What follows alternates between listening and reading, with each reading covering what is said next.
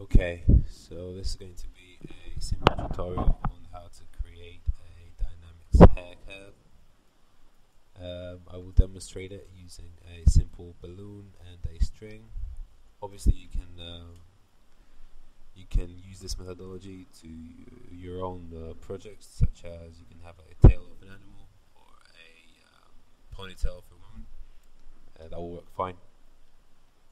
So I'll start off with empty scene. I will create a polygon primitive sphere to represent my balloon shape.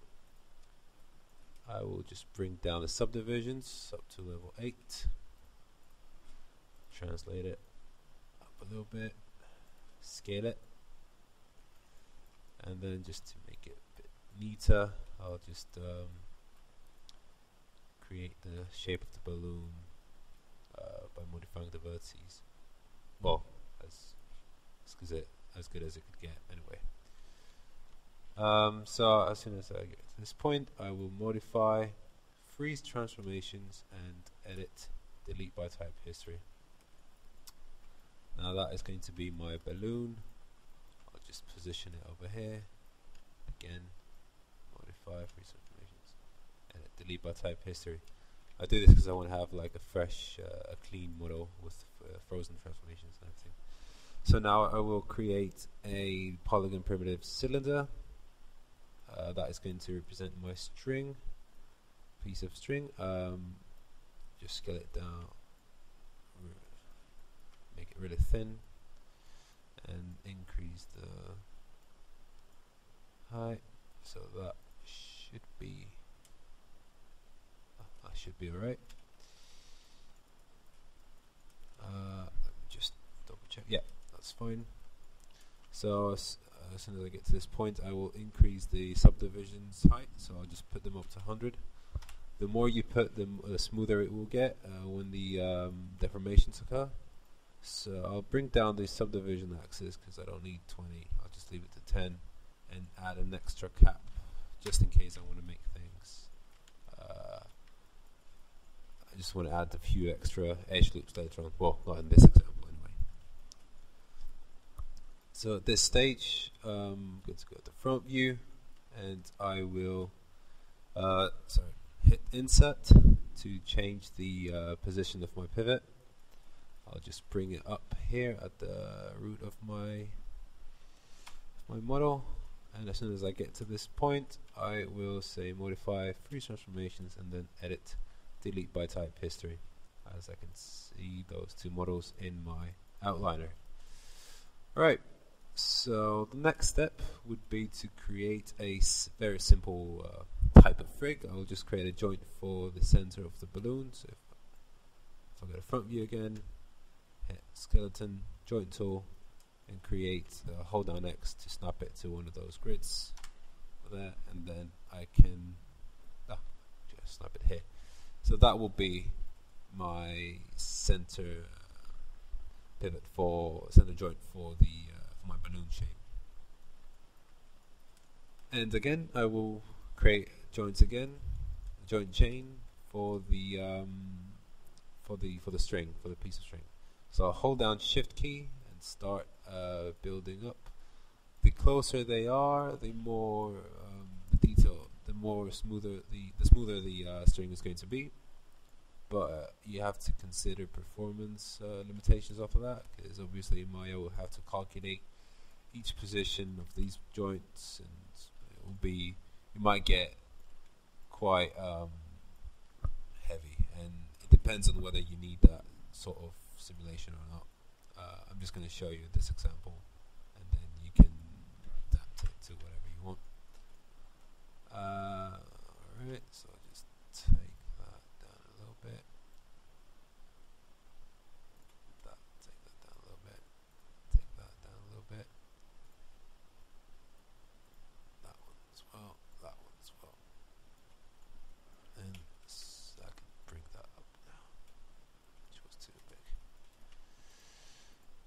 Okay, so that's too much. Okay. Alright. So what I'll do now is I will parent constrain this joint into my root of, I'll just call it tail, joint because I could simply just parent like this, but then I don't want this extra joint visualization here. So I'll just shift P to unparent, and I'll just create a parent constraint. So I'm going to click on my main joint and shift click on the root of the tail joints, and I will go constrain and parent. It's worth editing. It's worth resetting your settings for the parent constraint if you have done so, and hit apply, close, and now that joint is essentially parented to the joint chain, but without the extra visualization. So what I'll do now is I'll skin my balloon to that joint. So I'll skin, bind, skin, smooth, bind, and I will do exactly the same thing for my string and the joint chain. So select these two and then skin, smooth, bind. Now if I select my joints here, I'll just hold down shift and select just random. Now if I rotate, apply rotations, I can see that rotations are nice and smooth. I've got enough subdivisions in my curve to allow such a nice deformation. So now at this stage I will hide my meshes, I don't need them, and I will go ahead and create a CV curve, and I will create one vertex per joint. So I'll hold down and say create, hold down space and create CV curve tool, and then I'll hold down the V key, and that will allow me to snap to the center of the joint, of each individual joint. So I will keep doing that until the end of the chain. I do this because I want the joints later on. Well, as soon as I convert the curve into dynamics, each one of these vertices will basically control the position of the joint. That's how you're gonna create a dynamics joint chain. So as soon as I have my curve, I can go now and say I can hide the joints. I don't need them now. Control H to hide, Shift H to unhide, just in case you don't know that. I'll also create modify and then center pivot to center my my curve. Just preference, not any particular reason. I will at this point I will go ahead and convert this into an end dynamics. So I'll go into the menu here and select end dynamics, then go end hair, and then make selected curves dynamic. So that is going to make my curve dynamic. Now if I play now, you won't see anything. Well, you might actually, you do see a little bit of a movement there, but you don't see too much because by default the two ends of the dynamic curve are attached to the beginning and end of my original curve, because this is what I make anyway. So if I select follicle 1 in my case and go to point lock and then say both ends, and I'll hit base. So this is going to be attached only onto my base. If I hit play, you might be, I'll just hit the curve 2, which is going to be my dynamic curve, by the way. Hit curve 2 and hit play. You should see it up and down, so that it means that this curve is now dynamic. Right, so at this stage, what I've detached my curve from the root and the tip, so it's only attached to the root. And at this point, I will go ahead and create an IK spine that will allow me to control the joints and animate the joints. So I'll go to skeleton, IK spline handle tool, option box, just in case. If I reset it, just untick all these boxes and leave root on curve ticked. So what I'll do is I'm going to go from view, and I will bring back my joints, at least the joint chain. I will initially select the root, then select the end, and then using control, holding down the control key, I will select the dynamic curve from my outliner. So control and left click curve 2, and that's my IK handle. So essentially what this does is parenting, well, parenting each vertex of the curve into each particular joint. That's why we did it per joint. So if even if I play it now, you won't see anything because it's straightforward down. But as soon as I animate it, you'll see it moving along. So again, at this point, it's worth going ahead to the follicle and adding a little bit of stiffness, because that is by default really light. So I like to use 0.8. It adds quite nice movement, but as I said before, it depends on the type of animation you're going for.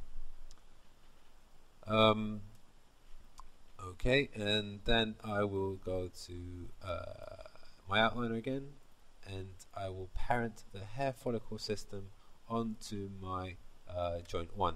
That is going to be any controller in your rig, or maybe the head joint. So it's just a simple parent. Also makes it cleaner.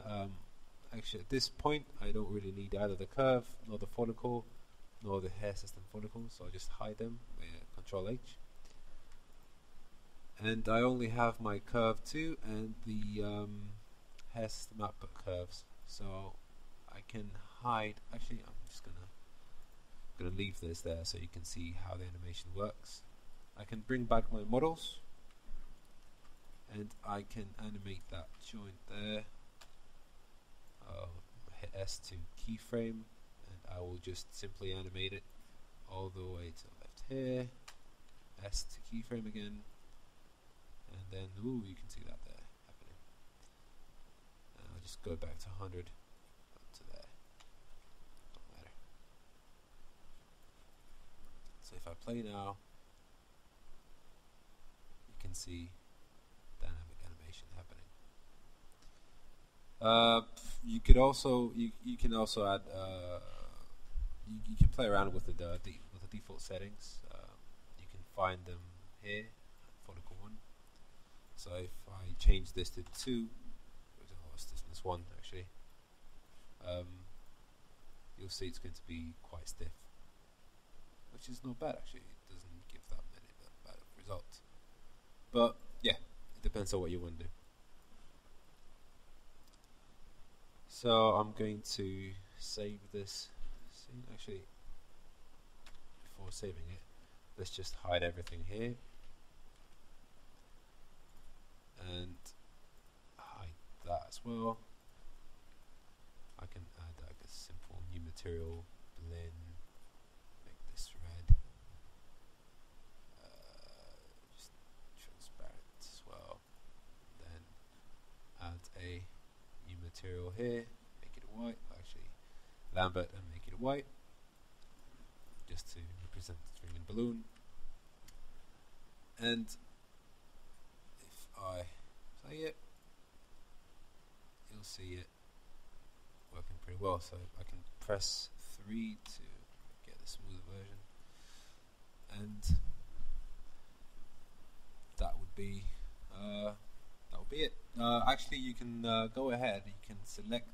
You can later on select the curve, and you can make collide with the objects that you want in your scene. That would be quite useful if you're animating and you don't want the string to go through the object. But yeah. Also, if you're interested, you can have a look at my website here. I've just written a script to create dynamic hair. It does pretty much everything for you. All you have to do is select the mesh, play around with the hair length and density, and assign hair. And what you can do then is select your joint size, and you can press rig it, and it will rig all the hair in the mesh. Then what you can do, you can just just simply animate it, and you can get some pretty cool effects like that one. So yeah, you can download it for free if you want to. Just log in, and it's over here on this link here. Alright, thank you very much.